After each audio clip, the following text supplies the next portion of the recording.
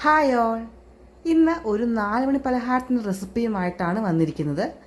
അപ്പോൾ നമുക്ക് ഈ റെസിപ്പി ഉണ്ടാക്കാനായിട്ട് വേണ്ടുന്നത് നമ്മുടെ വീട്ടിലുള്ള ചോറാണ് കേട്ടോ.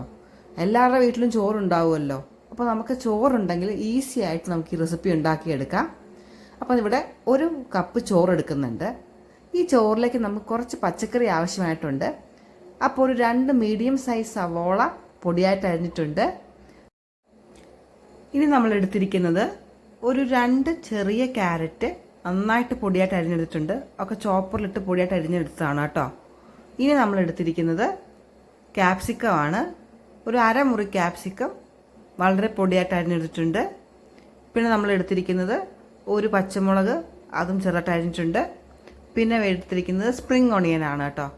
സ്പ്രിംഗ് ഓണിയനും പൊടിയായിട്ട് അരിഞ്ഞു വെച്ചിട്ടുണ്ട്. ഇനി ഇതിലേക്ക് നമുക്ക് ഒരു 2 മീഡിയം സൈസ് കിഴങ്ങ് വേവിച്ച് എടുത്തിട്ടുണ്ട്. നമുക്കിതിനി ഉടച്ചെടുക്കണം. അപ്പോൾ ഇത്രയും പച്ചക്കറികളും ചോറുമാണ് നമുക്കിതിലേക്ക് ആവശ്യമായിട്ട് ഉള്ളത്. അപ്പം നമ്മൾ ആദ്യം ചെയ്യാനായിട്ട് പോകുന്നത് നമ്മുടെ ഈ ചോറ് മിക്സിയിലിട്ട് ജസ്റ്റ് ഒന്ന് ക്രഷ് ചെയ്തെടുക്കുന്നുണ്ട്.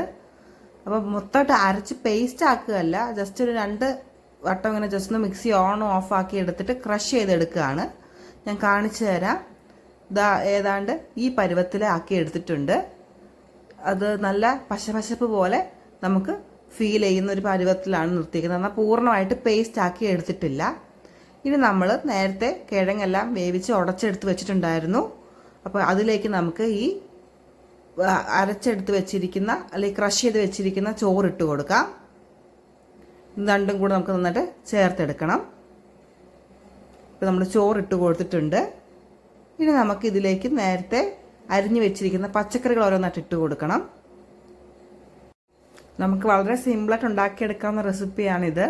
നമ്മുടെ വീട്ടിൽ ഇതെല്ലാം എല്ലാവർക്കും അവൈലബിൾ ആണല്ലോ. കിഴങ്ങ്, ചോറ്, അതുപോലെ തന്നെ ക്യാരറ്റ്, അതുപോലെ ക്യാപ്സിക്കം, ഇതൊക്കെ നമ്മുടെ വീട്ടിലെല്ലാവരുടെയും ഉള്ളതല്ലേ. അപ്പോൾ നമുക്ക് എളുപ്പം ഉണ്ടാക്കിയെടുക്കാം. അപ്പോൾ നമുക്ക് അരിഞ്ഞു വെച്ചിരിക്കുന്ന സവോള, അതുപോലെ തന്നെ ക്യാപ്സിക്കം, ക്യാരറ്റ്, പിന്നെ സ്പ്രിംഗ് ഓണിയൻ, പിന്നെ നമ്മുടെ പച്ചമുളക്, ഇത്ര ഇതിലേക്ക് ഇട്ട് നമുക്ക് നന്നായിട്ട് മിക്സ് ചെയ്തെടുക്കണം.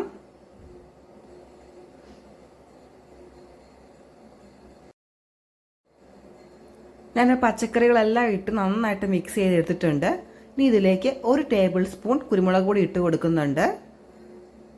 അതുപോലെ തന്നെ ആവശ്യത്തിനുള്ള ഉപ്പും ഇട്ട് കൊടുക്കുന്നുണ്ട്. ഇതിലേക്ക് വേറെ യാതൊരു മസാലകളുടെ ആവശ്യമില്ല. കുരുമുളക് പൊടിയും ഉപ്പും മാത്രം മതി. അതും കൂടെ ഇട്ട് നമുക്ക് നല്ലതുപോലെ ഒന്ന് ഇളക്കിയെടുക്കാം. ഞാൻ നന്നായിട്ട് കുഴച്ചെടുത്തിട്ടുണ്ട്. ഇനി ഇത് കട്ട്ലേറ്റ് പരത്തുന്നത് പോലെ നമുക്ക് പരത്തിയെടുക്കാം. എന്നിട്ട് ജസ്റ്റ് ബ്രെഡ് പൊടിക്കകത്തൊന്ന് മുക്കിയെടുക്കാം. നിങ്ങൾ ഈ പച്ചക്കറിയൊക്കെ ഇട്ടിട്ട് അത് ലൂസായിട്ടാണ് ഇരിക്കുന്നതെങ്കിൽ അതിലേക്ക് അല്പം അരിപ്പൊടിയോ അല്ലെങ്കിൽ ബ്രെഡ് പൊടിയോ ചേർത്ത് ടൈറ്റ് ആക്കിയെടുക്കാം. എനിക്കത് പാകത്തിനുള്ള ഷേപ്പിൽ തന്നെയാണ് കിട്ടിയിരിക്കുന്നത്. അതുകൊണ്ട് എനിക്കത് കുഴച്ചെടുക്കാനൊന്നും പാടായിട്ടില്ല. ചെറിയ ചെറിയ സർക്കിളുകളായിട്ട് ഇത് പരത്തിയെടുക്കുന്നുണ്ട്. എന്നിട്ട് നമുക്കിത് വെളിച്ചെണ്ണയിലിട്ടൊന്ന് വറുത്തെടുക്കാം.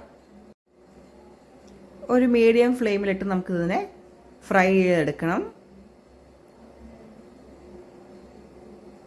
ഇത് പെട്ടെന്ന് തന്നെ മൊരിഞ്ഞു വരും.